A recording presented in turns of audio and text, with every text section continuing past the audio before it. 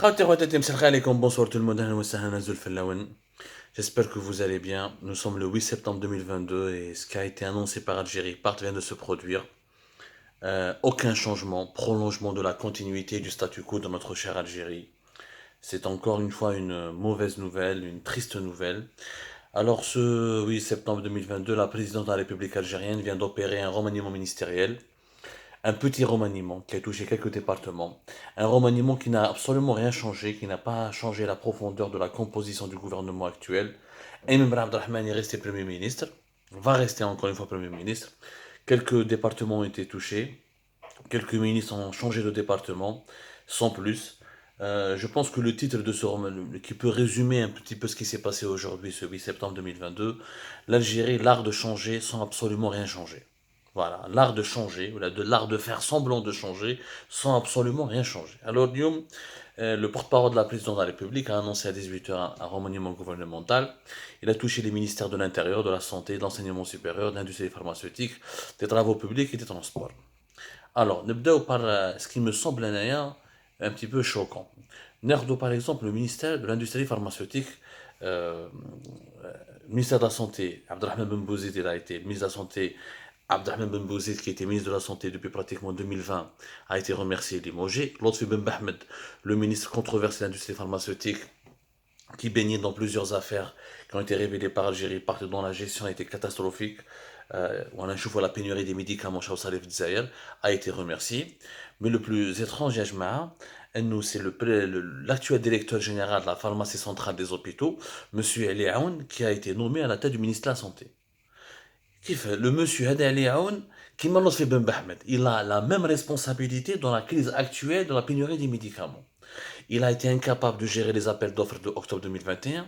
Il a été incapable de rédiger des bons cahiers de charges qui permettent à l'Algérie de contracter ou de faire des contrats avec des fournisseurs étrangers et nationaux pour pouvoir acquérir les médicaments dans les bons délais ou dans les délais impartis pour pouvoir ensuite les approvisionner, pour pouvoir ensuite approvisionner les hôpitaux algériens en médicaments produits pharmaceutiques.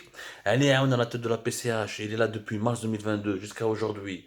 Rien de bon à changer au sein de la PCH. Nous avons rapporté, fait Algérie par des détails très concrets, des précisions. Nous avons fait des révélations sur le dysfonctionnement actuel de la PCH. Ou fahamna billi hada Ali Aoun, milli ja ma dar walou, excepté il court derrière des employés qui sont habillés en basket ou là, qui portent des pantalons. Voilà. Et il fait la chasse aux pantalons en jean ou la chasse au basket. Mais à part ça, il n'a rien apporté de nouveau à la PCH. Donc, il a été l'un des facteurs aggravants de la pénurie des médicaments dans le ministère de l'Industrie pharmaceutique. Aslan, le ministère de l'Industrie pharmaceutique n'a pas de sens. On a un ministère de l'Industrie, on a un ministère de la Santé. Qu'est-ce qu'on a comme industrie pharmaceutique pour qu'il y ait un ministère à part? Ça n'a pas de sens. Son existence depuis 2020 jusqu'à aujourd'hui n'a rien rapporté. Il n'a absolument rien rapporté ce ministère. Lotfi Ben Bahmed a été dans les affaires, il a essayé d'avantager ses amis, il est sous enquête d'ailleurs, son nom figure dans plusieurs dossiers chauds. Amna Hawa, vous allez voir que Lotfi Ben Bahmed, dans pas longtemps, il fera la une de certains scandales judiciaires et politiques. Donc vous allez voir. Ali Aoun, la même chose. Qui Lotfi Ben Bahmed, qui est Ali Aoun, يعني هربنا من الحبس طحنا في بابه. Deux incompétents, deux personnalités affairistes, deux personnalités qui ont prouvé leur échec dans la gestion de leur secteur respectif.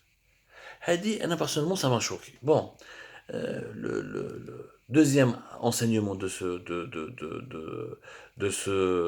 petit remaniement ministériel, c'est, comment il s'appelle?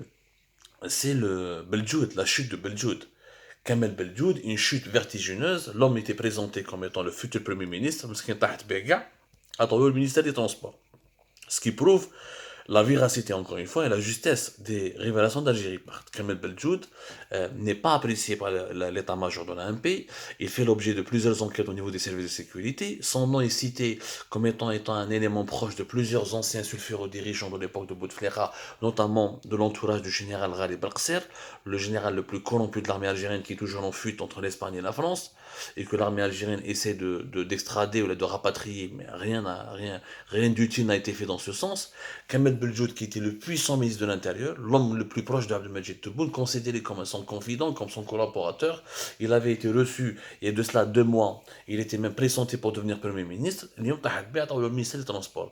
En fait, c'est une voie de garage. Tebboune m'a habchi haouzou pour ne pas l'humilier. Il n'a pas voulu limoger. Certainement, il a voulu qu'il reste ministre parce qu'il a bel quelqu'un le gouvernement. Il aurait été massacré par les services de sécurité. Il aurait fait l'objet de plusieurs enquêtes. Il aurait été convoqué par la justice. Donc,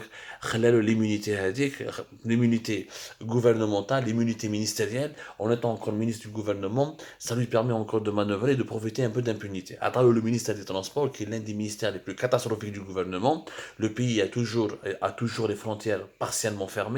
On n'a pas réouvert l'espace aérien totalement, on n'a pas ouvert encore les frontières terrestres totalement, on n'a pas encore ouvert l'espace maritime totalement. Le pays ne s'est toujours pas relevé des conséquences néfastes et désastreuses de la pandémie de la Covid-19, donc le secteur des transports est catastrophique. Donc Kamel Beljoud attend un secteur encore catastrophique pour qu'il puisse être oublié. C'est un secteur sur lequel on parle très très peu. Je pense que Kamel Beljoud, c'est un cadeau empoisonné, c'est juste pour préparer son départ définitif du gouvernement et de la vie politique.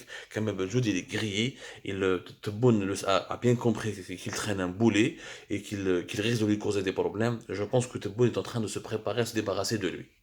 Finalement, dans l'entourage de Tebboune, le seul homme qui a bénéficié d'une véritable promotion, c'est Brahim Rad, qui a été médiateur de la République et qui est devenu aujourd'hui ministre de l'Intérieur. Donc, un poste névralgique, ministre de l'Intérieur, on peut dire en Algérie, dans les pays qui mènent l'Algérie, ministre de l'Intérieur, c'est pratiquement le deuxième homme du gouvernement, juste après le Premier ministre.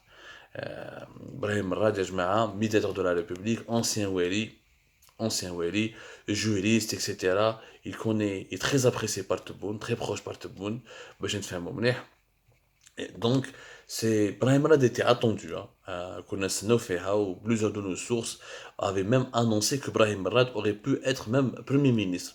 Et que Brahim Rad, qui a remplacé Karim Younes, rappelez-vous, après avoir Karim Younes qui a été limogé en mai 2021, Brahim Rad, en tant que médiateur de la République, était très écouté, très apprécié par Tebboune.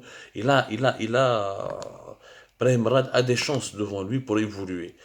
صافي غير اذا دار الغلطه تاع كامل بالجود ويروح يتفرعن ويكومونس ا فير دي زافير ويكومونس ا فير دي ويكومونس ا فير دي كونيكسيون افيريس ولا سي با ولا يخلط هو ثاني في لابولي يخلط هو في لي كومبلو هنا بالك الدور عليه مي voilà il était ancien wali de Médéa. Voilà, il était l'ancien wali de Médéa. Ibrahim Rad, il a fait carrière, كان والي في بومرداس aussi, خدم en tant que wali. En tout cas, il est apprécié par Tebboune et son parcours, en tout cas, c'est un homme avec lequel il faut compter d'ici les 2 années à venir, d'ici la fin du premier mandat présidentiel de Tebboune. Brahim Rad est appelé à jouer un rôle très important. Ça, c'était la promotion, la surprise de ce gouvernement. Mais le reste, c'est du rafistolage. Abdullah Moulji, il a été désigné secrétaire général de la présidence de la République. Le poste de secrétaire général devait revenir à Kamel Beljoud. Kamel Beljoud, il avait deux choix. Il était pressenti pour deux postes importants. Imma secrétaire général de la présidence, imma Premier ministre. Il n'a eu ni la secrétaire générale de la présidence ni le Premier ministère, ce qui signifie encore une fois qu'il est tombé en disgrâce. Abdullah Moulji, il est très proche, très apprécié par le Tebboune et ses conseillers. C'est une promotion qui a été aussi attendue. C'est un homme de confiance. Donc c'est normal d'avoir un poste sensible. L'ancien secrétaire général de la présidence, il est mort. Il est mort le 20 août dernier à l'âge de 70 ans. C'était Mohamed Al-Amin Missaïd, qui était l'un des cadors, l'un des lieutenants les plus fidèles de Tebboune. Donc il a été remplacé par un homme très fidèle. L'autre surprise, un petit peu, la deuxième surprise du gouvernement, c'est la promotion qui a été accordée à Al-Khadr Al-Kroh, qui était attendue, ce n'est pas une surprise, le PDG du groupe Considère, qui a hérité du ministère des Travaux Publics, de l'hydraulique et des infrastructures de base. Le ministère des Hydrauliques, ils l'ont fusionné avec les Travaux Publics, ce qui est une bonne idée d'ailleurs. C'est l'une des rares bonnes idées de ce changement. Et les infrastructures de base, je ne sais pas ce que ça veut dire les infrastructures de base, mais certainement ça veut dire les équipements publics. C'est une bonne chose. Bon, Khader Kroh, c'est quelqu'un qui est réputé comme étant un travailleur, très apprécié par les militaires et les services de sécurité. Il a de bonnes connexions au sein de l'institution militaire. Il est très apprécié par les militaires. Il a fait un travail intéressant à la tête de Cosider. On a cherché à lui faire des, on a cherché à lui faire des ennuis. Il a été à un moment donné sous le coup d'une enquête. Plusieurs enquêtes ont été diligentées sur Cosider, mais il n'a jamais été inquiété. Ou le Khader Kroh, qui devait déjà être ministre, qui a été promu, on lui avait déjà proposé des postes de ministre depuis l'époque de Bouteflika. Il n'a jamais obtenu ce poste. Aujourd'hui, avec Abdelmajid Tebboune, il l'a obtenu. C'est un gars qui connaît les travaux publics. À la tête de Cosider, il a fait un travail intéressant. Cosider, c'est pas une entreprise exemplaire, c'est pas un géant, c'est pas un fleurant de l'économie nationale, c'est une entreprise la BSBA. Bon, le BTP en Algérie, à la Ben Ablil, a été dominé essentiellement par les groupes chinois et les groupes étrangers. L'Algérie a très peu construit. 80% des infrastructures en Algérie ont été construites par les étrangers. 80% des logements, des équipements publics ont été construits par les étrangers. Donc le mérite de considérer est très relatif, mais par rapport à d'autres PDG ou à d'autres groupes publics, considère et son PDG se sont bien se distingue un petit peu de la médiocrité qui est ambiante. Et par rapport à la médiocrité ambiante et le niveau bas des autres dirigeants des entreprises étatiques, la baisse. Franchement, la baisse. Donc, excepté Ibrahim Rad, toutes les autres décisions n'ont aucun sens. Elle est à l'industrie pharmaceutique est une catastrophe. Kamel Beljoud, au lieu de le limoger et de le remercier définitivement, on lui donne le ministère des Transports pour qu'il le massacre encore davantage. Bon, Abdelhak Sayhi, à la tête du ministère de la Santé, on va voir, c'est pas du tout impressionnant. Hamid Baddari, comme ministre de l'Enseignement supérieur, c'est pas du tout impressionnant. Tout le reste des ministres, tous les autres ministres ont été maintenus. La justice, Abdelrachid Tabbi maintenu. Mohamed Al-Kaf, l'énergie des mines, maintenu, alors que lui, son bilan est plus que catastrophique. Il ne connaît rien au secteur. Et sa présence est vraiment superficielle. L'éducation nationale, pas de changement. Le commerce, Kamal Rezik, avec ses polémiques, ses dérives populistes, etc., il est maintenu. Le ministre des Finances, Brahim Jamal Kessali, il a été maintenu.